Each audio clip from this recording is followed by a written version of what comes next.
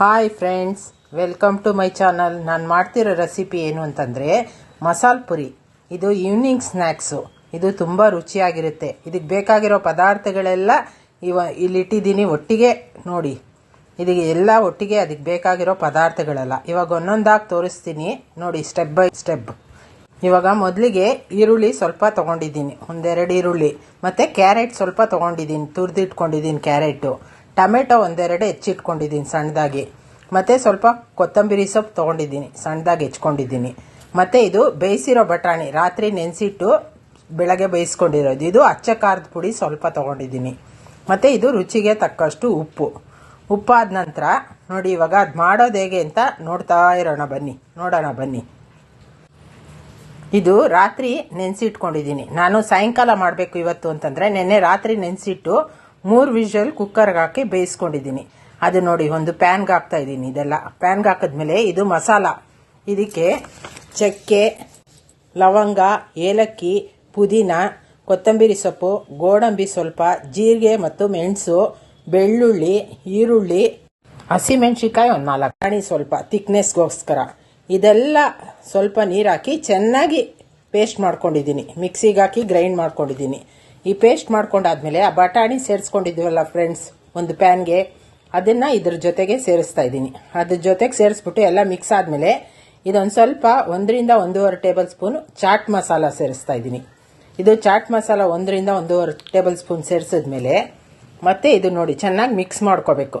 ಇವಾಗ ನೋಡಿ ಚೆನ್ನಾಗಿ ಮಿಕ್ಸ್ ಮಾಡಿಕೊಂಡು, ಇದು ನೀವು ಮಾಡಿ ನೋಡಿ, ಲೈಕ್ ಮಾಡಿ, ಕಮೆಂಟ್ ಮಾಡೋದಂತೂ ಮರೀಲೇಬೇಡಿ, ತುಂಬ ರುಚಿಯಾಗಿರುತ್ತೆ. ಇವಾಗ ರುಚಿಗೆ ತಕ್ಕಷ್ಟು ಉಪ್ಪು ಹಾಕ್ತಿದ್ದೀನಿ. ಇದು ನೋಡ್ಕೊಂಡು ಹಾಕ್ಕೊಳ್ಳಿ. ಉಪ್ಪು ಜಾಸ್ತಿ ಆದರೆ ಏನು ಮಾಡೋಕ್ಕಾಗಲ್ಲ, ಸ್ವಲ್ಪ ಕಡಿಮೆನೇ ಹಾಕ್ಕೊಳ್ಳಿ. ಇದು ನೋಡಿ ಉಪ್ಪಾದ ನಂತರ ಮತ್ತೆ ಚೆನ್ನಾಗಿ ಮಿಕ್ಸ್ ಮಾಡ್ಕೊಳ್ಳಿ. ಉಪ್ಪಾದ್ಮೇಲೆ ಚೆನ್ನಾಗಿ ಮಿಕ್ಸ್ ಮಾಡಿಕೊಂಡು ಇವಾಗ ಗರಂ ಮಸಾಲ ಒಂದು ಅರ್ಧ ಟೇಬಲ್ ಸ್ಪೂನ್ ಸೇರಿಸಿದ್ರೆ ಸಾಕು, ತುಂಬ ಏನು ಬೇಕಾಗಿರಲ್ಲ. ಒಂದು ಅರ್ಧ ಟೇಬಲ್ ಸ್ಪೂನ್ ಆದಮೇಲೆ ಇದೆಲ್ಲ ಚೆನ್ನಾಗಿ ಮಿಕ್ಸ್ ಮಾಡ್ಕೊಳ್ಳಿ. ಮಿಕ್ಸ್ ಮಾಡಿಕೊಂಡು ಚೆನ್ನಾಗಿ ಕುದಿ ಬರಬೇಕು. ಅದು ಕುದಿ ಬರಬೇಕು. ಯಾಕೆ ಅಂತಂದರೆ ಎಲ್ಲ ಹಸಿ ಪದಾರ್ಥಗಳನ್ನ ಹಾಕಿ ಮಿಕ್ಸಿಗೆ ಗ್ರೈಂಡ್ ಮಾಡ್ಕೊಂಡಿದ್ದೀವಿ ಪೇಸ್ಟು, ಅದರಿಂದ ಹಸಿ ವಾಸನೆ ಹೋಗಬೇಕು.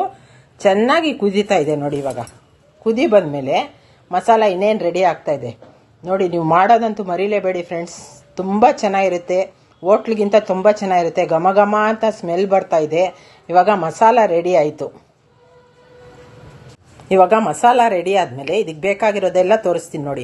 ನಾನು ಪುರಿ ಸಿಗುತ್ತಲ್ಲ ಫ್ರೆಂಡ್ಸ್, ಹೊರಗಡೆನೇ ಪುರಿ ಸಿಗುತ್ತೆ, ಅದು ತೊಗೊಂಡು ಪುಡಿ ಮಾಡಿ ಇಟ್ಕೊಂಡಿದ್ದೀನಿ. ಮತ್ತು ಸೇವ್ ಹಾಕಿದ್ದೀನಿ ಅದಕ್ಕೆ.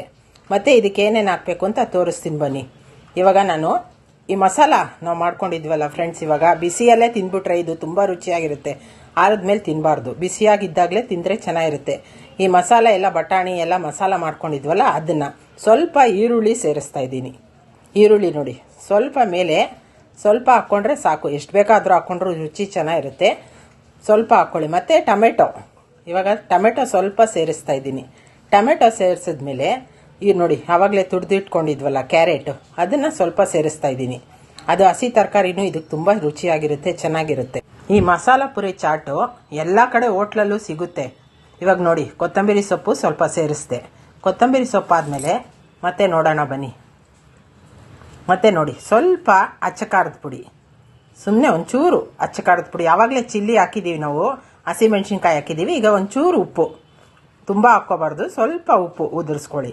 ಉಪ್ಪಾದಮೇಲೆ ನೋಡಿ ಇವಾಗ ರೆಡಿ ಆಯಿತು, ಮಸಾಲ ಪುರಿ ರೆಡಿ ಆಯ್ತು. ಇವಾಗ ಇದು ಹೋಟ್ಲಿಗಿಂತ ತುಂಬ ಚೆನ್ನಾಗಿರುತ್ತೆ. ಮಳೆಗಾಲ ಆಗಿರೋದ್ರಿಂದ ಮನೆಯಲ್ಲೇ ಮಾಡ್ಕೊಂಡು ತಿಂದರೆ ಈವ್ನಿಂಗ್ ಸ್ನ್ಯಾಕ್ಸು ತುಂಬ ರುಚಿಯಾಗಿರುತ್ತೆ ನೋಡಿ. ಇವಾಗ ಎಷ್ಟು ಚೆನ್ನಾಗಿದೆ. ಇವಾಗ ಸೇವ್ ಹಾಕಿದ್ರೆ ಕಂಪ್ಲೀಟ್ ಆಯಿತು.